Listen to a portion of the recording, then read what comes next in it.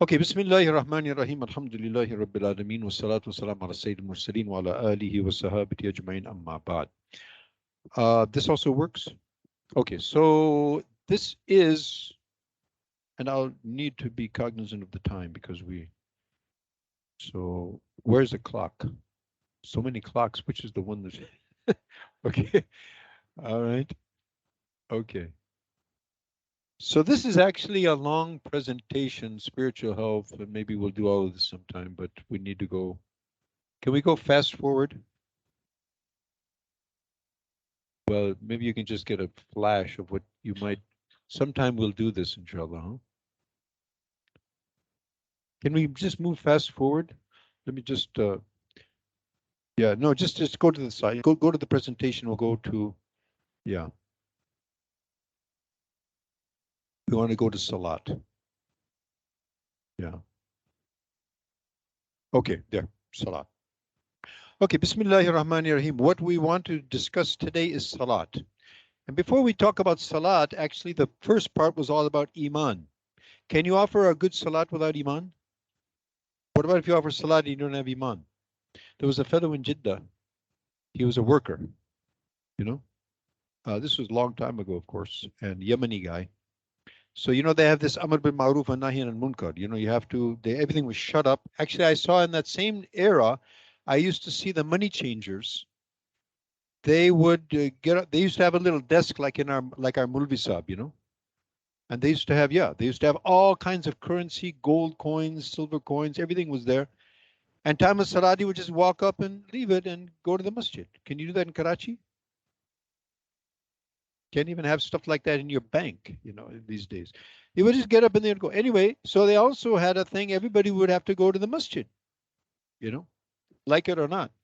So this Yemeni worker was walking along and the shurti came, the what we call Hayat al-Amr bil Ma'ruf wa Nahy al-Munkar, the responsible to, and they didn't have a very tactful way of doing that. It was like he went to the guy and said, he's walking, hey, adkhul al-masjid ya kalb salli. You dog, get in the masjid. And I'm a dog, then I don't even have to pray. But he said, I don't have tahara, I don't have wudu, and hey, get in the masjid and pray. So Yemenis are, they're short in stature, but they're big in courage, and you don't mess with Yemenis, by the way.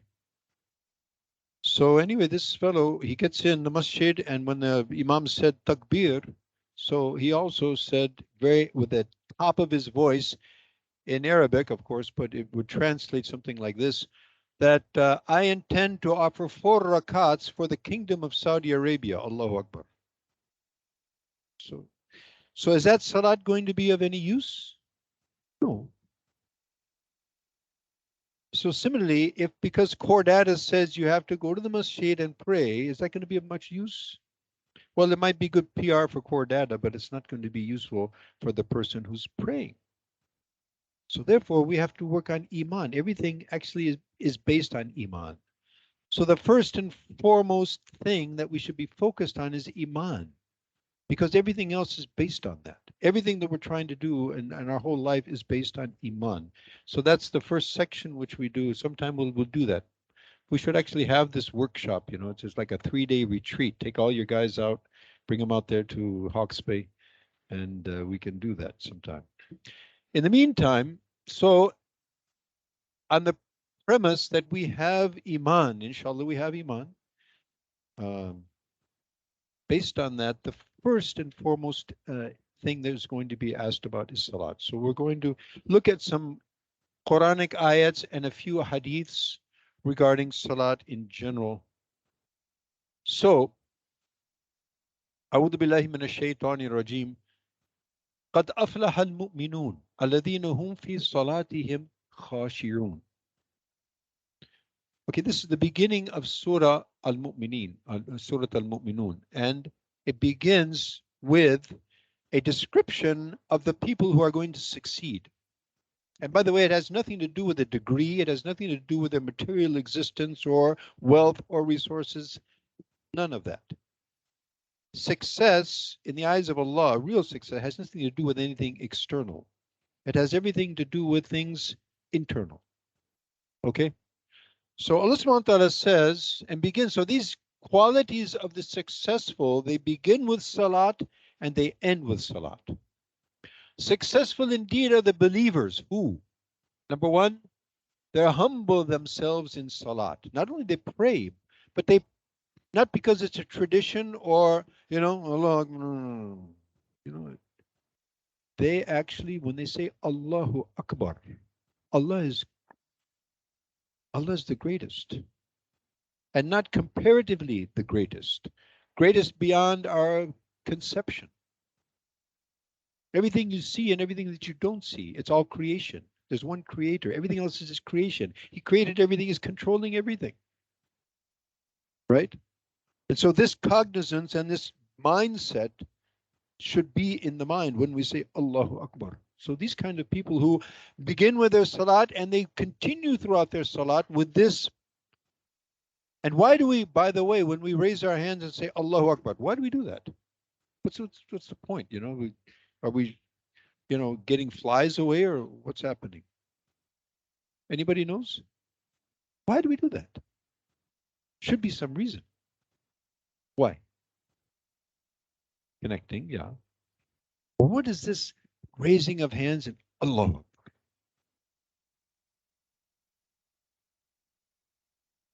Yeah, well, that's the whole concept. But this specific act of raising the hands is like we're raising our hands and saying, world and creation, Golimaru. Dafa. Yeah, really, dafa. And we need to do that physically and internally because we are sitting in our offices, we're sitting in our homes, we're in the marketplace, wherever we are in our agricultural endeavor, whatever we're doing, we are connected with the creation and we are influenced and kind of, overpowered and overwhelmed by the significance of creation. We need to cut off. So this is the cutoff now from all creation and connecting totally and solely with the Creator. That's the whole point. That salat has the effect of what we're going to hear about. Just saying Allahu Akbar in our minds and our hearts are where they were before we said Allahu Akbar, that's not going to have the impact. Not to discount. I'm not saying, okay, forget about it.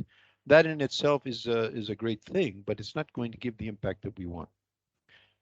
Okay, so successful indeed are the believers who humble themselves in salat, khashirun, khushu', and they who carefully maintain their prayers. So the end, there's many other qualities. We could go on for hours about that, probably. But we'll just suffice that the beginning of success is salat, and the end of success is in salat. So we could say this with full certainty and full credibility that even our organization here, the quality of salat is going to impact the entire organization here. Right? What success in everything is in the hand of Allah subhanahu wa ta'ala. Your financial success is also in the hand of who? In your brilliance. How many brilliant people are, on the street? In America, we have PhDs homeless. And we have people, there's a guy, Hassan Sharbatli. He was a guy, he must have passed away a long time ago. In Saudi Arabia, if you just travel around, you'll see all this Sharbatli li kada, Sharbatli li kada, Sharbatli. These huge, cold storage places. Hassan Sharbatli, rahmatullah, he was a very simple guy. They're originally from Syria, Saudis, but they were originally from Syria. Very pious people. The guy couldn't write his own name. He was illiterate, totally. He used to sign with a thumbprint. But he was a pious person and he had concern for you and he used to spend a lot in charity. And so all success is going to be based on these iman and imani characteristics. That's something we have to understand, right? It carries over into everything. Okay, now, Allahu Akbar. Inna salata tanha anil fahsha'i wal munkar. Verily, salat prevents from all the lewd and reprehensible. How many people in Karachi are offering prayers, do you suppose? You got 20 million, according to the stats. I think it must be 30 or 40. Because you got how many? Yeah, you've got how many thousands pouring in daily now with all this disaster going on? Okay, so suppose you've got 20 million people in Karachi, maybe half pray. a third, fourth. There's millions that pray. And there's a lot of people pray here. Do we see lewd and reprehensible things going on here? Suppose half or even a quarter of the population prays, we should be seeing a pretty, clean, morally and ethically clean environment, right? Is that what we see? No. So what does that mean? Allah subhanahu wa ta'ala says salat prevents that. And we say, well, so many people are praying, and this is usually an objection people come up with. What? All these guys are praying, and look at he's cheating, he's lying. Wait a minute. What salat are we talking about? Are we talking about that salat with just, the words and the motions? Are we talking about the first salat, the one with khushu and khudu'? That one where we cut off from the creation 5 times a day at least, and we totally connect with the Creator, totally concentrate on life after death, qabr and all. That salat is going to stop lewd and reprehensible actions. That's salat. Ibn Abbas, he says, the salat that doesn't stop you from wrong action, it's not a salat. It's an exercise. You may as well be going to the gym and offering your salat, because that's what's happening. But that's not the salat. Again, so what does that mean? Somebody's not, so forget it, it's useless. I'm not getting, no. Even that salat, which is just emotions, that's better than nothing. As we say, laysa laka wala alik. You're not getting benefit, but you're not getting the detriment as well. I mean, you're not being guilty of not, the very fact that you had this enough wherewithal or enough cognizance that this is a time I need to be going through the motions at least. that also has its value, no doubt. But it's not going to bring about this type of situation. That requires salat with khushu and khudu'. فخلف من بعدهم خلف أضاعوا الصلاة واتبعوا الشهوات فسوف يلقون غيا. And they were succeeded. These are about the former peoples, like Bani Israel or former, nations that came and left. So Allah subhanahu wa ta'ala in the narrative concerning them, and they were succeeded by a posterity who squandered away salat. Not necessarily they don't offer it. Maybe even they offer it, but they don't offer it with any meaning. No internal, no internal impact, without khushu and khudu', and follow their desires, which is what the entire world does now. What does Nike say? Huh? Just do it. Yeah, that's what this is the world. It used to be that there was, people left religion and they thought science was, the God Almighty, a'udhu billah. But now science also is not God Almighty anymore. What's God Almighty now? Your hawa. I feel good about this. It feels good. Heroin also feels good. The drink feels good for the drunkards, So that's fine, right? So, but this is the kind of world that we live in now. So don't get carried away with this. This idea, well, I don't feel comfortable. You're not here to feel comfortable, by the way. You want comfort? If you get to Jannah, you'll be total comfort. This is not a comfortable place, dunya. It's not supposed to be comfortable. It's a place of test and trial and tribulation. You do get some comfort along the way. Alhamdulillah, Allah's very kind, But that's not the point, right? So these people, they squandered away their salat and they follow their passions, desires. I like a little kid. That's what little kids, immaturity is about what? Me, right? So that's pretty much what happened. So what happened?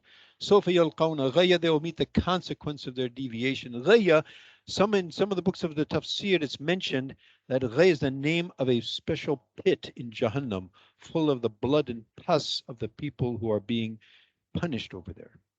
In other words, hell is bad enough to be there, but this is one of the most contentious areas of it. May Allah subhanahu wa ta'ala save us all.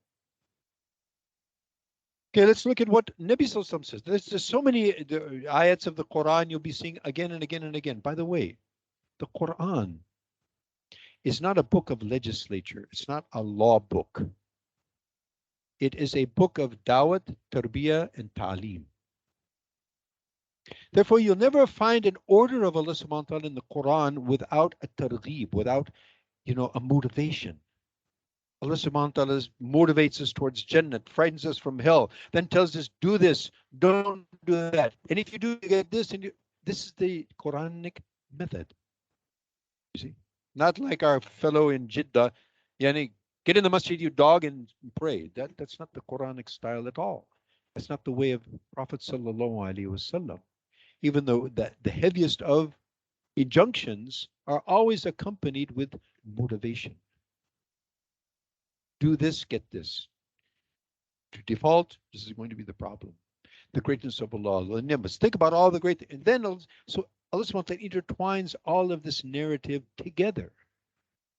And so therefore, the Holy Quran is a book of guidance. Not only it tells us what to do, but it creates a condition in the mind and the heart that people would want to do that. So obviously we should be reading the Quran with what we call tadabbur, with contemplation on a daily basis. Do we eat every day? Once a day, right? Once a day you eat here in Pakistan. Not 2, 3, 4 times. Once a day. Once. Come on. So what about our eating spiritually? Ruhani ghiza. Physical body needs, sustenance. Our spirit needs sustenance. That sustenance comes from spiritual actions. Reading of Quran, dhikr of Allah, istighfar, tawbah, salat ala nabi sallallahu dua, etc. Okay, so Nabi sallallahu alayhi wasallam says, "Awwalu ma yuhasabu al-abdu yawm al-qiyamati min a'mali as-salat." The first thing that the person will be called to account for is what? Salat. First thing. It's the first thing. فَإِنْ صَلَحَتْ فَقَدْ أَفْلَحَ وَنَجَحَ وَإِنْ فَسَدَتْ فَقَدْ خَابَ وَخَسِرَ. If it's found perfect, he will have passed and succeeded. But if incomplete, he will have failed and lost. Right? And we also mentioned, Allah subhanahu wa ta'ala says, قَدْ أَفْلَحَ. The person of Iman has succeeded. Who is he? The one who establishes Salat. He offers Salat with khushu and khudu', and he establishes that. That's his. What's the first thing that we do in our daily planning, by the way? The important meetings that we have, important, objectives that we have financially. The most important meeting that we have every day is with Allah subhanahu wa ta'ala 5 times a day. Any meeting more important than meeting our Creator? At least 5 times a day we need to be doing that. So that should be the first thing in your daily plan, and the first thing you do is block out the time for Salat. This is what we do at that time. And we build everything else upon that. مَا خَلَقْتُ الْجِنَّ وَالْإِنسَ إِلَّا لِيَعْبُدُونَ. We have not created the men and the jinn except for servitude. What's the first thing? What's the first action of total servitude? Salat. It's a total exercise of servitude outwardly and inwardly. Every part of our existence is engaged in submission in Salat. That's why it's the most important thing. That is the singularly most critical element that creates within us the capacity to be slaves of Allah subhanahu wa ta'ala. And therefore at least 5 times a day. Allahu Akbar, Allahu Akbar. Okay? But if incomplete, so if the Salat is incomplete, then he will have failed and lost. These are some very short, anecdotes you could say from hadith. وَالصَّلَاةُ nur. Salat is light. As-salatu khayru mawdu'. Salat is the best affair. As-salatu imad ad-din. Man aqamaha aqama ad-din. Wa man hadamaha hadama ad-din. Prayer is the pillar of the deen. Sutun is holding up everything. If the pillar is broken, everything collapses.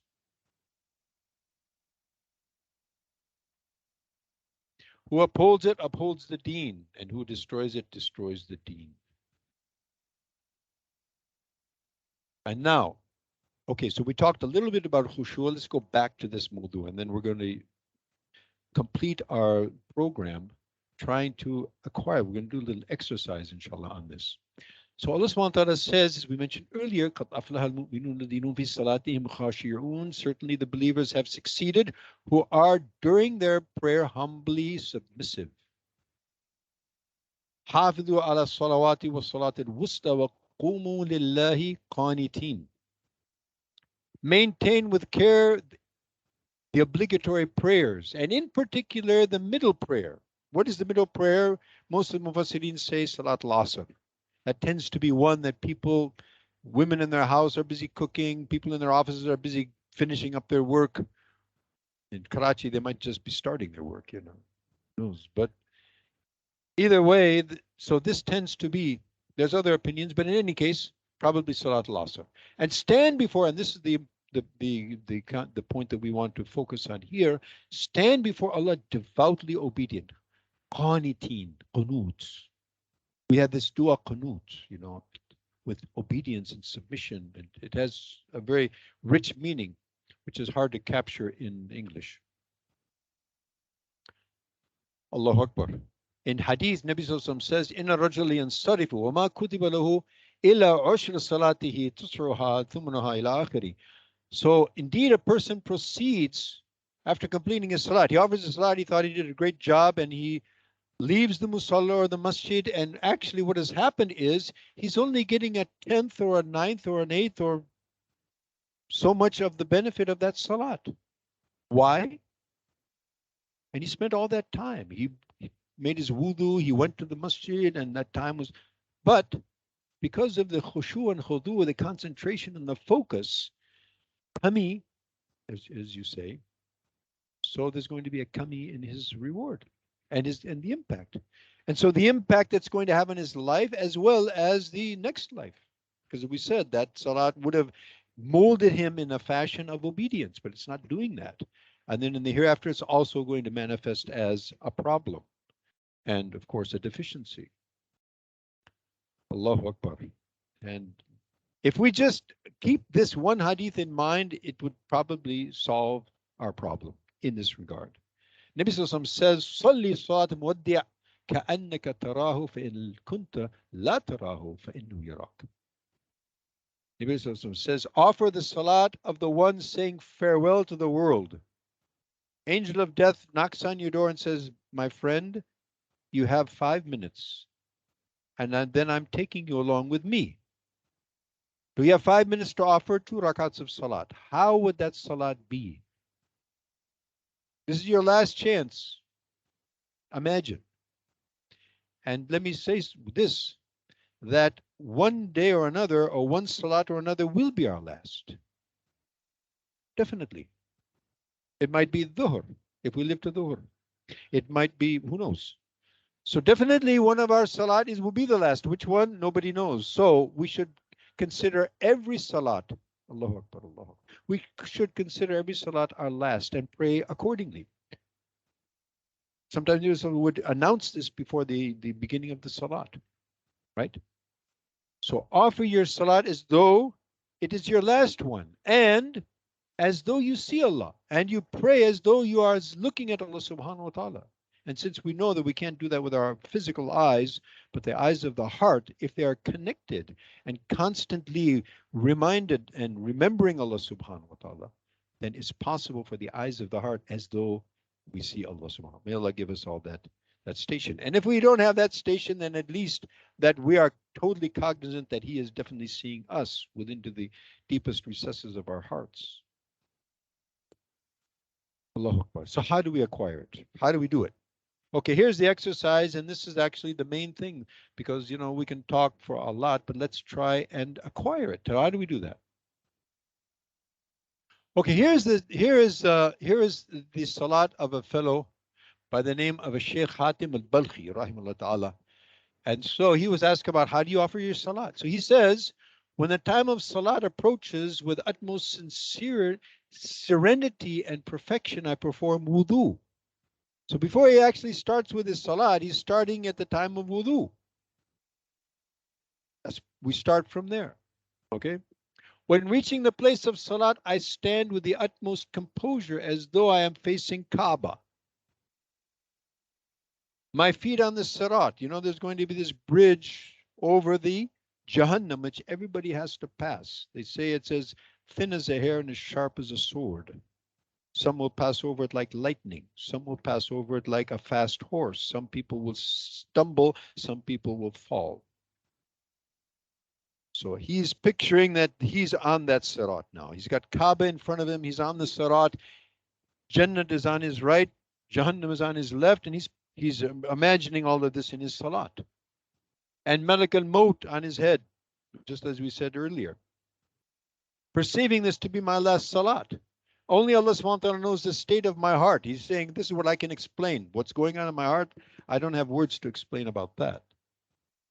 And I say Allahu Akbar with utmost humility, pondering over the meanings of the Quran, humbly and submissively, performing ruku' and sujood, continuing serenely with composure throughout my salat to its completion, hoping that Allah will accept it, but also fearing that it might be rejected. This is how he offers a salat.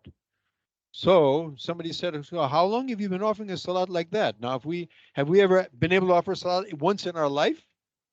He says, for the last 30 years.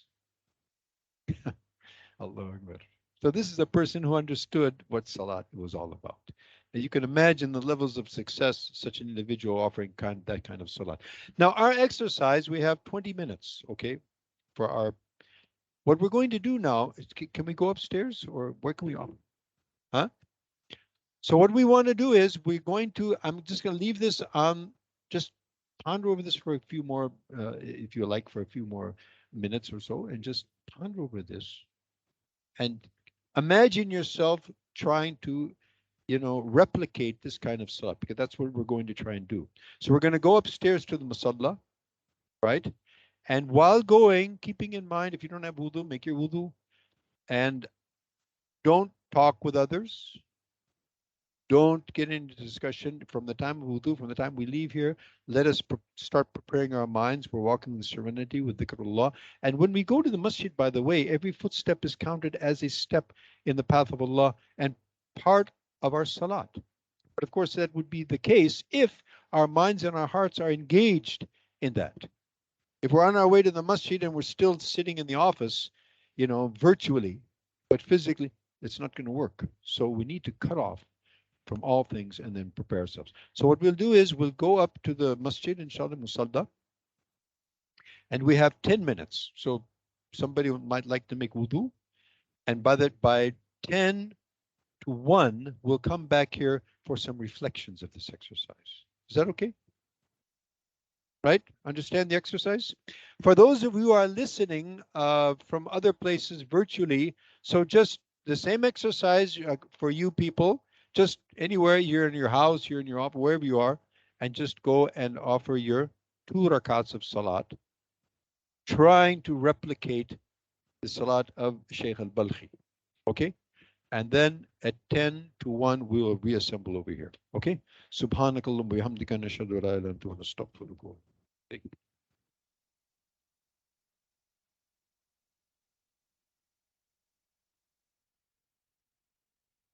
No.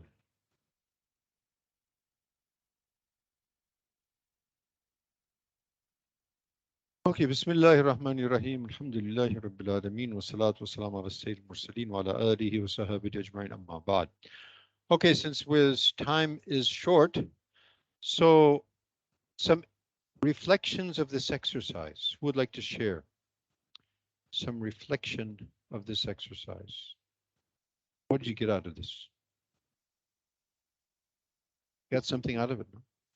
Hopefully. Yeah.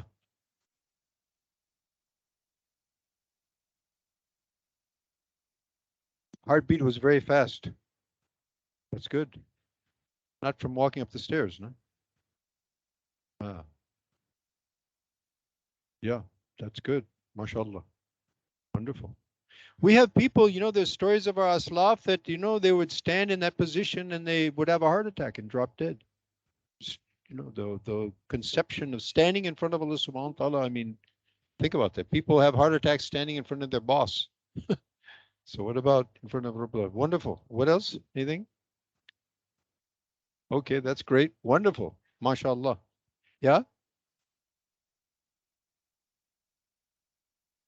sense of concentration, more than usual, perhaps. Alhamdulillah. MashaAllah, wonderful, yeah.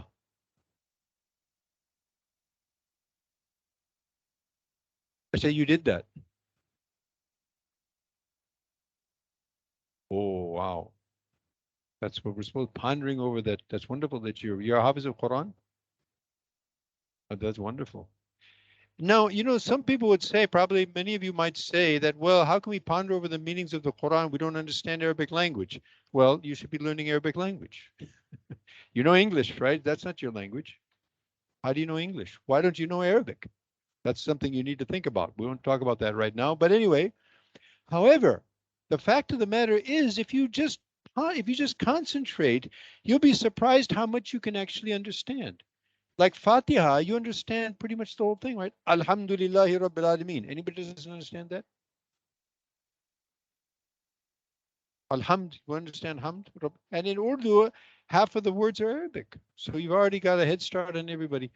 So if you just concentrate, we can understand quite a lot. And even if we don't, we understand this is a kalam of Allah, then that in itself is enough concentration. If we can't do anything more than that, that's a great thing. So we can all do that, actually. That's wonderful. Anything else? Yeah. Other impressions. How many found this is an easy exercise? Easy? Really? MashaAllah. That's wonderful. Does that mean that you're offering salah like that previously?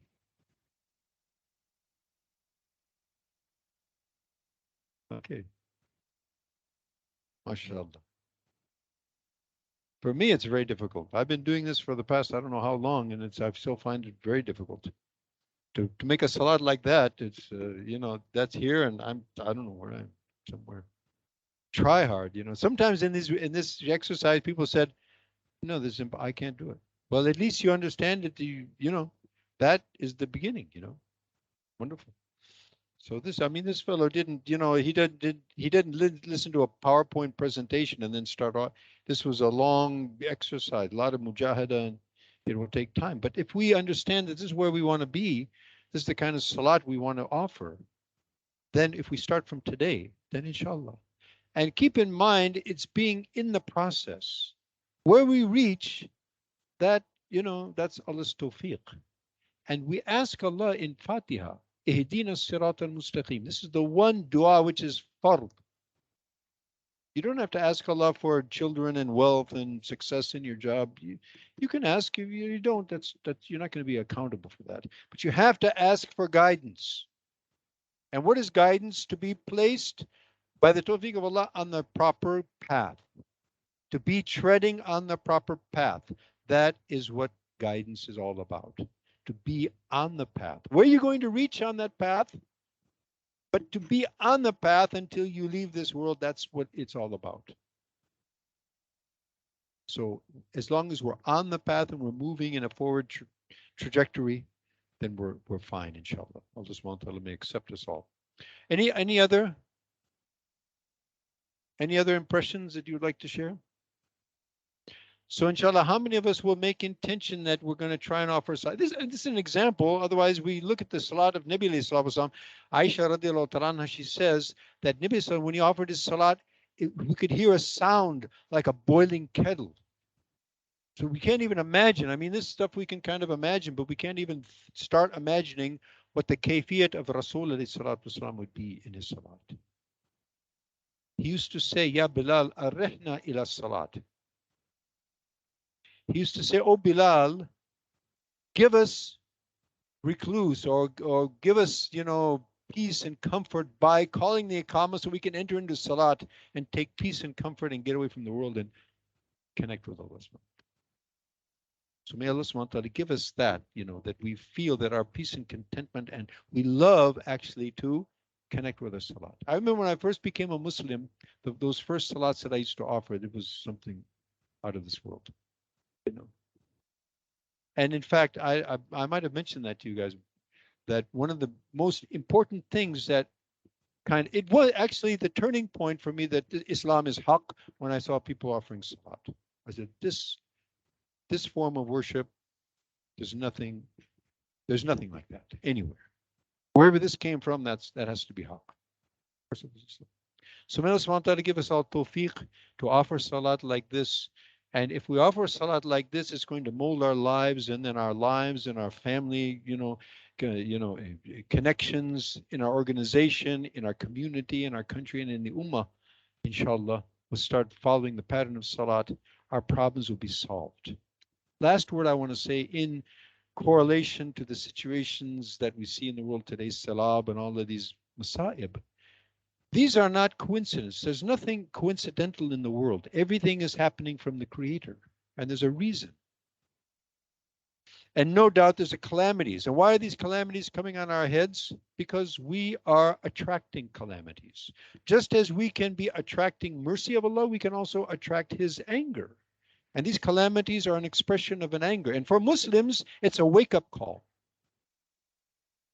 So yes, no doubt, when any Muslim is affected or afflicted, we need and we will be highly rewarded and appreciated by Allah subhanahu to come to their need and come to their assistance. But what is the most important assistance? Of course, they need shelter, they need food, they need medical, etc., etc., etc. But the first and foremost fundamental, we have a concept that we're talking about production and production capacity.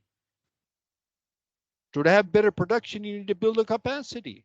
If we want to ward off calamities, we have to build this kind of qualities within our Muslim people. Fahshi and lewd and all these things are spreading everywhere like fire.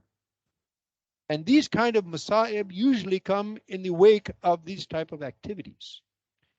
And I remember when I first came to Pakistan, we would go in the northern areas, you would like you were leaving the country and you're going into another world.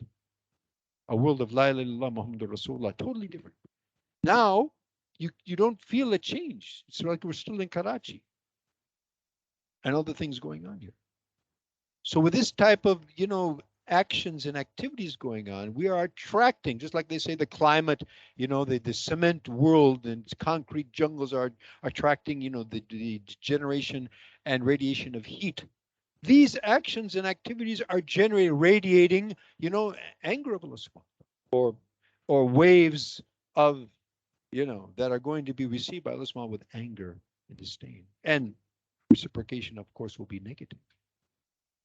So if we will work on our salat and work on the salat of others and make salat this is, I think, the foundation. And this is where Islam started. Building of iman, building of salat, and everything comes after that. May Allah subhanahu wa ta'ala give us all tawfiq. So we'll all make intention for that, inshallah. And inshallah, if we continue this reminder from time to time, it's not enough I come here and it's done. Human being, you have what we call in the heart, the qalb. You know what it means, qalb? Something that turns around. Yataqallab.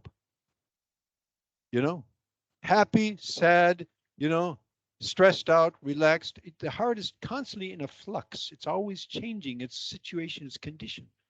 So we always need to hear about these kind of things to remind ourselves again and again. The very fact that we have 5 salats a day, why not once in a lifetime? And that's it. Okay, we did that. No, continuously. So may Allah subhanahu wa ta'ala give us tawfiq. Me, I'm the most in need of any of these things. And all of us, we're all in need. So may Allah subhanahu wa ta'ala give us tawfiq to be among those who hear and they obey. And they continuously are reminded again and again. So having said that, سبحانك اللهم بحمدك نشهد أن لا إله إلا أنت نستغفرك ونتوب إليك والسلام عليكم ورحمة الله وبركاته.